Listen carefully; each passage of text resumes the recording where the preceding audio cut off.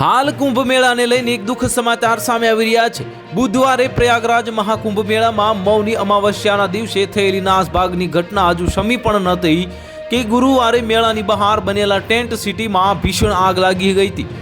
જુનસી છતનાગ ઘટના જે નાગેશ્વર ઘાટ સેક્ટર 22 પાસે આગ લાગી હતી અને આ ભીષણ આગમાં ઘણા ટેન્ટ બળીને રાખ થઈ ગયા છે।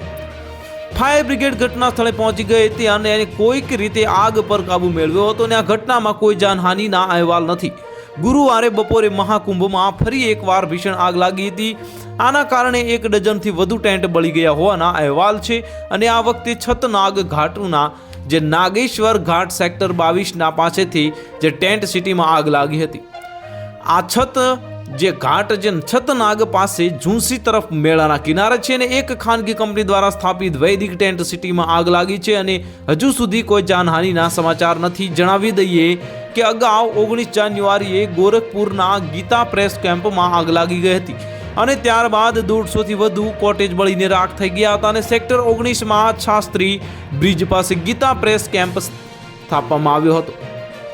ત્યારે વહીવટતંત્રએ કહ્યું હતું કે નાના સિલિન્ડરમાં લીકેજ આગનું કારણ હતું। જો કે ગીતા પ્રેસના લોકોએ કહ્યું હતું કે તેનું કારણ બહારથી આવતી આગ હતી અને સંયોગ એ છે કે છેલ્લી વખત જ્યારે આગ લાગી હતી ત્યારે રાજ્યના મુખ્યમંત્રી યોગી આદિત્યનાથ પ્રયાગરાજમાં હતા અને આજે જ્યારે આગ લાગી હતી ત્યારે રાજ્યના બંને ઉચ્ચ અધિકારીઓ મહાકુંભ મેળા વિસ્તારમાં હતા। તો હાલ માટે આટલું જ। મળીશું નવી અપડેટ સાથે। જો તમને અમારા વિડીયો પસંદ આવતા હોય તો વિડીયોને લાઇક કરી દેજો, ચેનલને સબસ્ક્રાઇબ કરી બાજુમાં આવેલા બેલ આઇકનને દબાવી દો જેથી તમને આવા સમાચારની અપડેટ મળતી રહે।